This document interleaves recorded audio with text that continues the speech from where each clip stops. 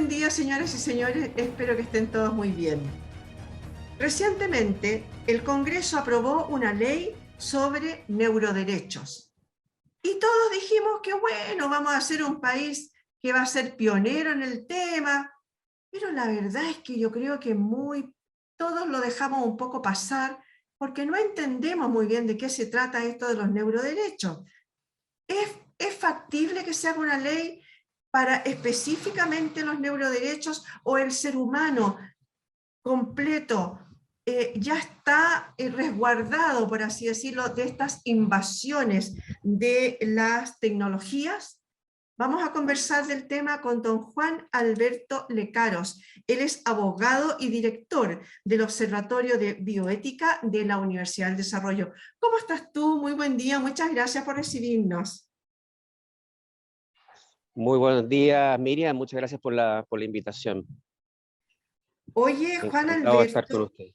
a ver, yo hacía la introducción recién con respecto del tema de los neuroderechos, que como les digo, lo dejamos pasar, dijimos, oh, qué bueno, pero ¿qué será? Yo creo que muy poca gente sabe de qué se trata. Incluso es más, me pregunto si nuestros legisladores realmente entienden de qué se trata. ¿Nos puedes explicar un poco de tú, por favor, que eres experta en el tema? Mira, la construcción de esta palabra, neuro y derecho, se viene planteando en la discusión teórica, filosófica, tanto en la ética como en el derecho, hace un buen tiempo, ¿no? Cuando empezaron a desarrollarse las posibilidades del uso de neurotecnologías, por ejemplo, las imágenes cerebrales, para poder evaluar, por ejemplo, determinadas conductas de libre voluntad o conductas criminales, o en fin, el uso en general de la imaginería, por ejemplo, neurológica, y su impacto y su uso para fines legales, como puede ser para fines judiciales, para fines, digamos, forenses, en fin, ¿no? Entonces es un campo bien abierto de la teoría y de la ética aplicada, ¿no? De la teoría jurídica, en fin. Pero te diría que hoy en día lo que se está discutiendo por el desarrollo de los avances en neurotecnología es más bien si debemos construir derechos específicos para el impacto de estas tecnologías y sus diversos usos, ¿ya?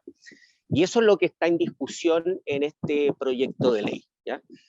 Entonces hay muchos puntos que tenemos que ir conversando para poder entender de qué estamos hablando y si tiene sentido regular este tipo de derechos, ¿no? Ya, oye, pero tengo entendido que recientemente el Senado ya lo aprobó. Yo no sé cuál es en lo que sigue. Tengo entendido que tú has sido una de las personas que ha sido consultada por el tema. Yo no he participado en las sesiones y audiencias de expertos en la tramitación de la ley. Lo que primero había que aclarar es que la etapa en que está este proyecto de ley es su primera etapa de tramitación constitucional, digamos. Está en la primera Cámara, se inició un proyecto por el Senado, a través de senadores ligados a la Comisión de Futuro, y falta todavía que pase a la Cámara de Diputados. Entonces todavía hay un tiempo para la discusión de este proyecto. Mira, este proyecto, hay que contar quizá un poco el contexto, cómo se genera, ¿no? Este proyecto fue desarrollado y discutido en torno a la Comisión de Futuro, que está ligada al Congreso Futuro, ¿no? A ese Congreso vino un investigador de los Estados Unidos, del Brain Project, que se llama, que es de origen español, Rafael Yuste, y él ha sido un promotor a nivel mundial de la importancia de que los gobiernos, los estados discutan la protección de las personas, de su integridad, de su intimidad, de su toma de decisiones libres frente al posible mal uso de las neurotecnologías que están en desarrollo, ¿ya? Y ellos han promovido instancias de discusión académica y han emitido documentos de buenas prácticas o de declaraciones éticas respecto del uso de las neurotecnologías, y que ellos mismos declaran en esas statements, digamos, éticos, que son, digamos, tecnologías que vamos a ver en el futuro, es decir, quizás en 10, 30 o muchas décadas después. Entonces, es una especie como de discusión de advertencia respecto de lo que puede pasar con un mal uso de estas neurotecnologías. ¿Qué entienden por neurotecnología? Digamos, entienden cualquier dispositivo que genera una interfaz entre el cerebro, la actividad cerebral y tecnologías de la información.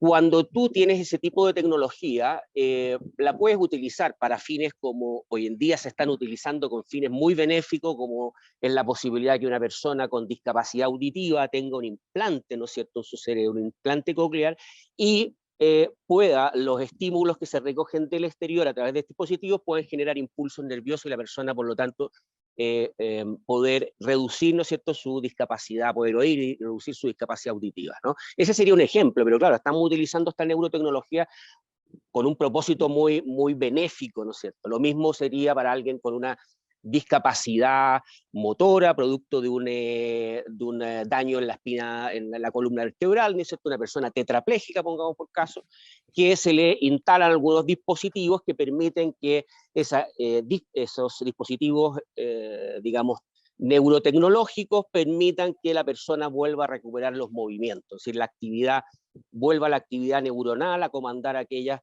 partes del cuerpo, digamos, del sistema nervioso, que es donde puedas mover tus extremidades. Bueno, esos son usos que hoy en día todos estamos muy contentos de que las neurotecnologías permitan acceder a las personas a ese tipo de beneficios. Pero ¿qué es lo que está pensando el señor Rafael Yuste, estos investigadores que han promovido en Chile que se inicie una discusión legislativa y por lo tanto se promueva la generación de neuroderechos? Es que se proteja a las personas respecto a usos futuros que todavía no están desarrollados, están en fases muy tempranas de desarrollo, que tienen que ver con la capacidad de poder leer de la actividad cerebral patrones, llamémoslo así, de pensamientos, creencias, ideas, y que por lo tanto el uso de esa información, de esos neurodatos, de esos datos personales neurológicos, sean mal utilizados por terceros, ¿ya? Pero la verdad es que esas tecnologías para extraer neurodatos, digamos, en estricto rigor, están en etapas todavía de desarrollo e investigación, ¿no? Por lo tanto, yo creo que todavía estamos en una fase temprana. Yo no digo que no haya que regular eventualmente esto en las próximas décadas o en 10 años más, sino que tenemos que tener claridad sobre qué estamos regulando, ¿no? ¿Cuáles son los impactos de las tecnologías en las personas y en sus derechos fundamentales que tú, de alguna manera, puedes estar afectando con su uso? Es decir, ¿en qué medida y en qué sentido está afectando la libertad? ¿En qué medida la integridad psíquica de la persona? Y hay montones de otros temas que están ligados a este proyecto que dejan muchas dudas, ¿no? Desde orden filosófico hasta nivel práctico de cómo está escrita, a nivel de lo que llamamos los abogados de técnica jurídica, ¿no? Perfecto, en buenas cuentas logro entender que nos estamos un poco poniendo el parche ante la herida, a pesar de que hay algunas ya, como decías tú, por ejemplo, el tema del implante coclear, que ya existen, algunos implantes, algunas tecnologías invasivas que ya existen, ¿no? Que tienen muy buen resultado y que están puestos con la mejor intención. Pero esto sería ponerse el parche ante la herida antes de posibles tecnologías invasivas que podrían a lo mejor intervenir más allá de lo deseable. ¿Es eso? Exacto, exacto. Es más bien protegerse frente a un mal uso de estas tecnologías en relación a nuestros datos, llamémoslo así, neurológicos, que pueden ser mal utilizados para alterar, ¿no es cierto?, la libertad de la toma de decisiones. Imagínate que exista en el futuro un dispositivo que esté conectado a través de Internet y pueda controlar, por lo tanto, los patrones de esa persona y tomar decisiones por ella, ¿no? O estemos hablando de un tipo de dispositivo que manejado exteriormente por esta interfase, ¿no es cierto?, permita alterar los patrones de ciertos pensamientos y genera una alteración en la identidad, ¿no es cierto?, de la persona. Todo eso está en proceso de investigación y hay que entender también que en la neurología, ¿no es cierto?, las ciencias neurológicas, estamos todavía en una fase muy temprana de entender cómo se genera la identidad personal, ¿no? Cuando estamos hablando de la identidad psicológica, de que se reduce esa identidad psicológica solo a ciertos patrones neuronales, Yo creo que eso plantea bastantes dudas desde el punto de vista filosófico. Esto desde la filosofía de la mente se viene discutiendo hace mucho tiempo, digamos, de que si efectivamente nos podemos ser solo reducidos a nuestra actividad cerebral. Yo tengo la impresión de que no. Dentro de la discusión científica hay posiciones más reduccionistas, más que consideran que la persona se reduce solo a su actividad, digamos, neuronal, y hay otros que consideran que no es posible reducir a las personas a la actividad neuronal, que nosotros tenemos un cuerpo y que esa entidad se adquiere de una manera emergente en su totalidad, ¿no?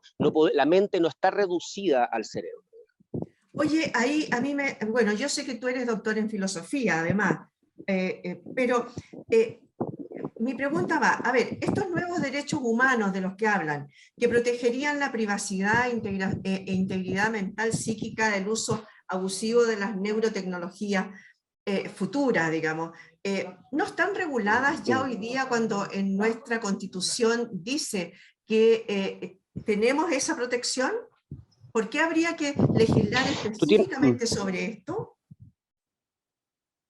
Tú tienes toda la razón, porque hoy en día ya tenemos un instrumental jurídico en lenguaje de derechos fundamentales, es decir, derechos humanos consagrados en nuestra Constitución que nos protegen frente al mal uso, ¿no es cierto?, de estas tecnologías, a través de el derecho constitucional, ¿no es cierto?, a la integridad física y psíquica de las personas, a la protección de su privacidad y la protección de sus datos personales. ¿Qué es lo que sucede? Que yo creo que Chile tiene que avanzar en la protección legal de esos derechos de una manera más eficiente para enfrentar las nuevas tecnologías. Y en vez de meterse en una ley que está regulando el futuro y por lo tanto está regulando la nada, porque de alguna manera no sabemos lo que va a pasar, es mejor fortalecer nuestra legislación, por ejemplo, de protección de datos. Hoy en día tenemos una pobre ley de protección de datos del año 99 que ya nació obsoleta, fue una copia de una ley española que ya estaba obsoleta, que básicamente regula los derechos personales de una manera bastante básica en relación a, por ejemplo, a los derechos personales bancarios, financieros, puede funcionar, pero no para los derechos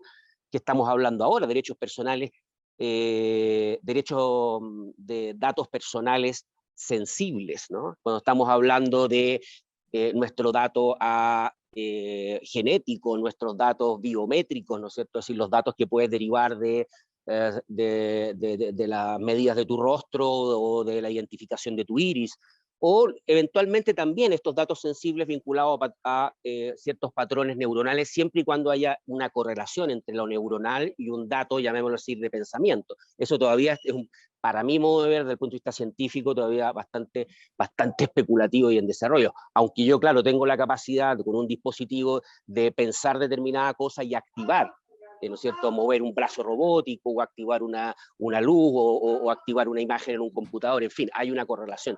Pero poder determinar, ¿no es cierto?, determinados patrones más complejos de la mente todavía es un proceso de desarrollo científico.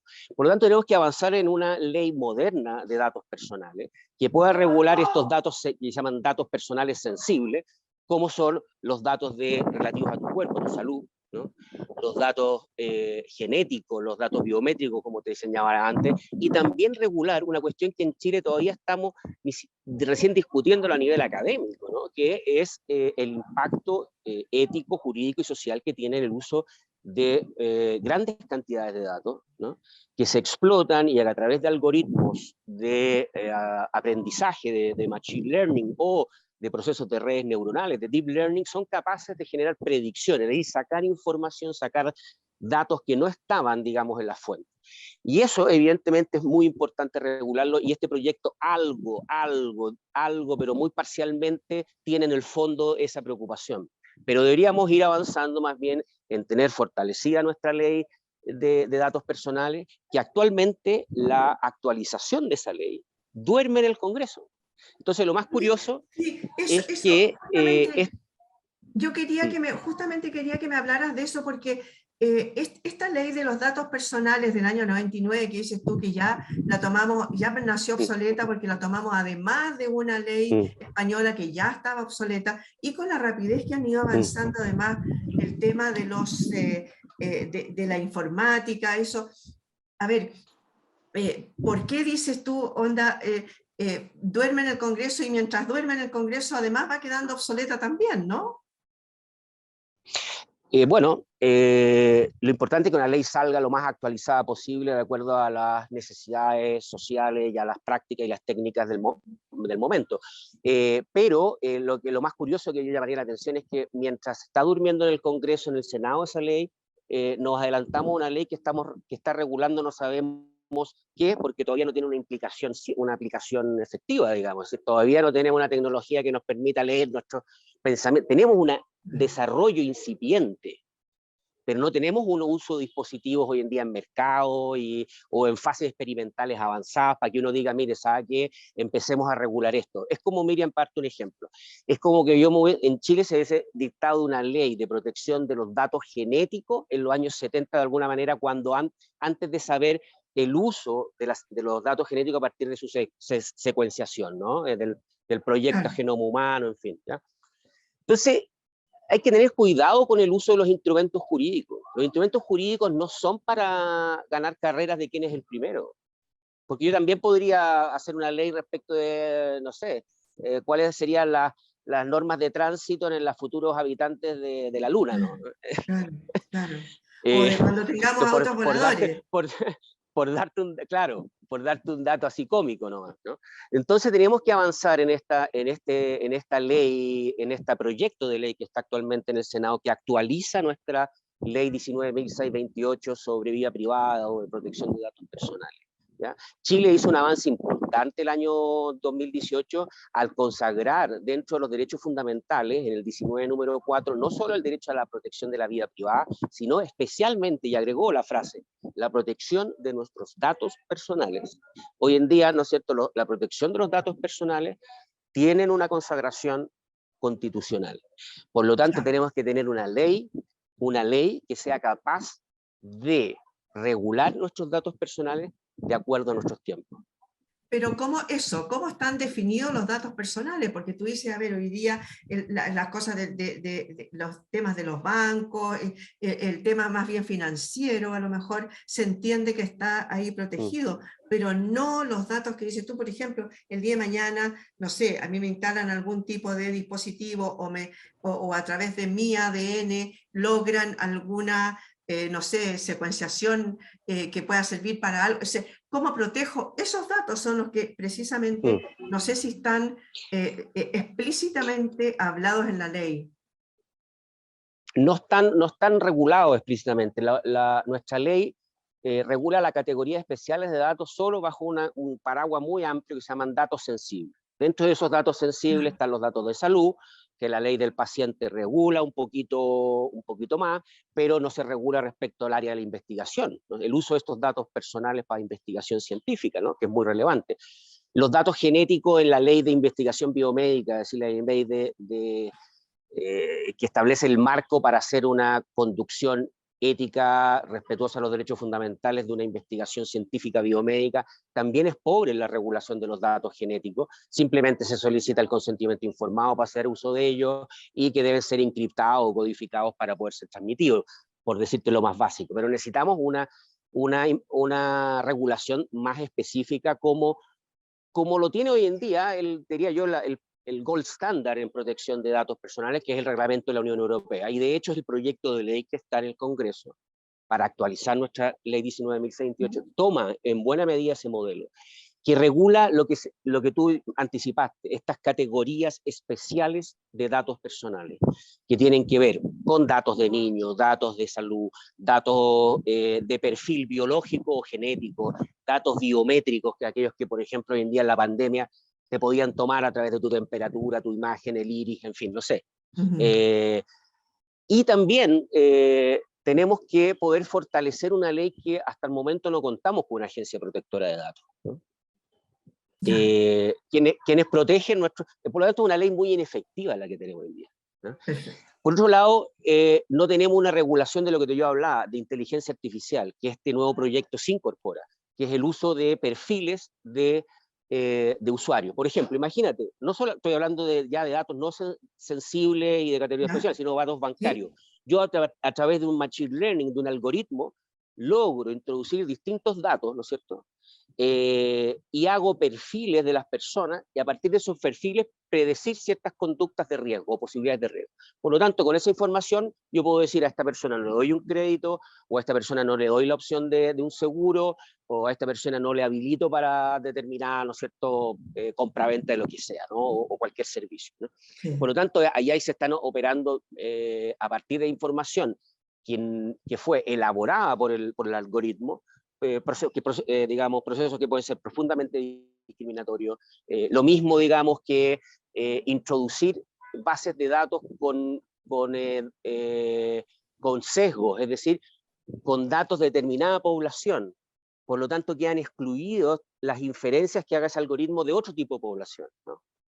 En Netflix hay un famoso reportaje interesante respecto de eso, ¿no? Los llamados algoritmos discriminadores, ¿no? No me recuerdo cuál es el nombre exacto de ese.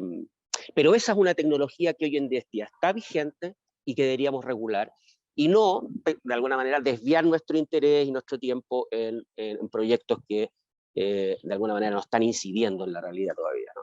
O no van a Sí. incidir en la realidad. Estoy pensando, mira, y de hecho este proyecto de ley puede llegar a generar un efecto más dañino a la regulación de la inteligencia artificial, porque dice el uso de determinadas informaciones neurológicas debe evitarse para evitar ciertas discriminaciones, pero muchas veces tú tienes que construir ciertos algoritmos con datos de determinadas poblaciones que puede ser útil para esa población obtener inferencia o resultados. No sé si me explico. Eso supongo yo que es más bien por temas estadísticos, por ejemplo, ¿no? Para estudios. Ahora, yo creo que sería re ¿Perdón? importante, hemos hablado Sí. todo el rato, tú me has hablado de los algoritmos, ¿por qué no nos explicas brevemente de qué se trata eso? Porque en realidad lo vemos en todas las cosas, ¿no? En nuestro Facebook, Sí. por ejemplo, de repente aparece por ahí alguien que escribe, dice, para evitarse, para saltarse el algoritmo de Facebook, porque yo tengo, no sé, 400 amigos y de los cuales veo siempre a 10 o a 20, no más, no me aparecen sus comentarios. Lo mismo pasa, por ejemplo, bueno, en las redes sociales en general, ¿no? Cuéntanos un poquito de qué se trata para el común de las personas que andamos a pie. Bueno, yo no soy un experto en ciencias de la computación, pero te puedo explicar a partir de la información que uno recoge en la literatura para poder entender esto y las implicaciones éticas y jurídicas. Un algoritmo son pasos a seguir que entregan un resultado muy simple, ¿no? Es decir, por ejemplo, para hacer una sopa tú utilizas un algoritmo, para hacer la receta del gazpacho utilizas un algoritmo, no sé, necesito 2 pepinos, 1 kilo de tomate, el ajo, y eso, bueno, te da resultado un gazpacho.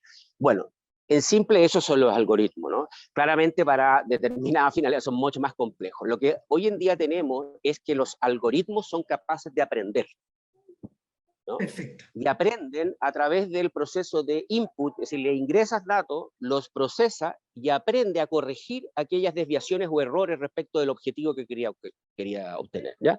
Y incluso hay sistemas más complejos que son como de sistemas neuronales, es decir, operan como distintas neuronas que se interconectan entre sí en el sentido virtual, de esta máquina virtual, ¿no es cierto?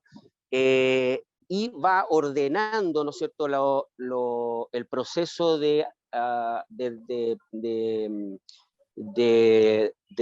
tratamiento de estos datos en el algoritmo, lo va ordenando de acuerdo a distintos pesos que puede tener según los objetivos que quiere resultar. Entonces, se coordina de un modo mucho más complejo y sistemático la información que quiere obtener. Es decir, se simula de alguna manera una capacidad de inferencia humana. Por ejemplo, una deep learning puede ser capaz de jugar ajedrez y ganar las mejores, porque va aprendiendo con millones y millones de jugadas. Tú le vas entregando información. Hoy en día eso se utiliza en medicina, por ejemplo, para predecir un cáncer a partir de radiografías, ¿no? O para no sé, para la medicina de dermatología, lo mismo, para distinguir a partir de imágenes de lunares si son cancerígenos o no, ¿no? Porque tú vas adiestrando al sistema para que sea capaz de poder discriminar aquello que nosotros podemos hacer, digamos, naturalmente. Es decir, para poder adiestrar un algoritmo para que distinga un auto necesitas bastante bastante procesos digamos, de aprendizaje para el sistema, a diferencia que un niño que es capaz, no sé, a los 2 años ya de distinguir un auto, ¿no? Claro, Pero sí, lo pero que hacen, lo que simulan, son ciertas capacidades como de razonamiento alto, ¿no? de hecho es algo muy usado en ventas, ¿no? Porque si uno se mete a internet y busca, no sé, zapatos, y después se mete a su Facebook y, oh, justo aparecen negocios que ofrecen zapatos. Entonces dice, oh, mira, justo yo andaba buscando. Es algo que está metido mucho más allá de lo que nosotros suponemos, ¿no? Por eso, Miriam, es tan importante que nos metamos a regular la inteligencia artificial, más que meternos en Perfecto. ciertos neuroderechos. Yo te diría así, son categorías de datos personales especiales vinculados al uso de las tecnologías de la información. Por ejemplo, el uso de algoritmos hoy en día para aumentar, digamos, marketing, leyendo los patrones de movimiento de los ojos y dónde los Exacto, ojos ponen atención, ¿no? exacto. Eso que se llama seguimiento de tu mirada. Bueno, uno podría entender que eso es llamémoslo así, un cierto dato extraído de tu sistema perceptor, visor, y que está vinculado a tu sistema nervioso, evidentemente, a tu cerebro. Pero lo importante ahí de resguardar es el dato personal, a través de un buen sistema jurídico que regule, por ejemplo, el uso de algoritmos, ¿no? Y evitar Claro, que existan algoritmos discriminadores, que no exista información adecuada cuando tú estás siendo no sometido a algoritmo y que tú ves tu consentimiento si estás siendo sometido a un sistema de algoritmo, que también de alguna manera tú tengas derecho a saber cómo se llega a un resultado determinado en un algoritmo, ¿no es cierto? ¿Por qué usted me rechazó el crédito hipotecario? No, es que el algoritmo me lo dijo. Pero dígame claro, por qué y cómo, ¿no? claro. Es Exacto. lo que se llama hoy en día un derecho a la explicación, ¿no? ¿No? Y Es lo que se llama la opacidad. el manejo de datos sensibles, ¿no? Porque tú me hablabas, por ejemplo, en tema de la ingeniería genética, creo que se abre ahí una gran Enorme campo, brecha, claro. claro, un enorme campo, y lo mismo que en la robótica, ¿no? Todos Mira, estos te digo, exoesqueletos, por Miriam, ejemplo, sí, los exoesqueletos que están funcionando hoy día y que el día de mañana ya van a ser realidad seguramente. Y mira, qué interesante el tema, yo no sabía eso de esa ley que duerme en el Congreso y que sería mucho mejor arreglarla, ¿no? Y mejorarla y así nos no, evitamos... seguir el trámite, seguir Exacto, el trámite de esta ley, que los senadores ocupen su tiempo en sacar esa ley que es tan importante, no solo para los datos sensibles de los cuales te he hablado, que son importantes para las nuevas tecnologías, sino también tener mejores derechos de las personas en cualquiera de sus datos personales, ¿no? Hoy en por, día estamos a la merced, digamos, con el uso de nuestra información en las redes sociales de multinacionales, y estamos muy indemnes, digamos, si no estamos indemnes de padecer, ¿no es cierto?, violaciones a nuestros derechos fundamentales. Entonces, yo me ocuparía más de lo que tiene importancia y aplicación para la ciudadanía, ¿no? Perfecto. Muchas gracias, Juan Alberto Lecaros, abogado y doctor en filosofía, director del Observatorio de Bioética de la Universidad del Desarrollo. Una buena parte de la entrevista en realidad te vi un poco cortado, porque estaba ahí como muy cerca de la cámara, pero igual fueron muy esclarecedoras tus palabras y tus razonamientos. Muchas gracias por haber estado hoy día con nosotros. Gracias, Miriam, y que bueno que la gente pueda disfrutar estos temas y seguir debatiendo a nivel público, que los ciudadanos se comprometan con la participación en la ciencia y que podamos también nosotros acceder a los beneficios de la ciencia de manera justa. Sí, pues de todas maneras, yo creo que este tipo de temas que de repente pueden ser muy duros, ¿no? Hay que hacerles la bajada a que todo el mundo logre entender de qué estamos hablando. Muchas gracias de nuevo por haber estado hoy día con Así nosotros. es. Muchas gracias a ustedes también, Gracias señores a y ti, señores, Miriam. por haber estado hoy día con nosotros. Y esto fue en tiempos de coronavirus. Muchas gracias por haber estado ahí.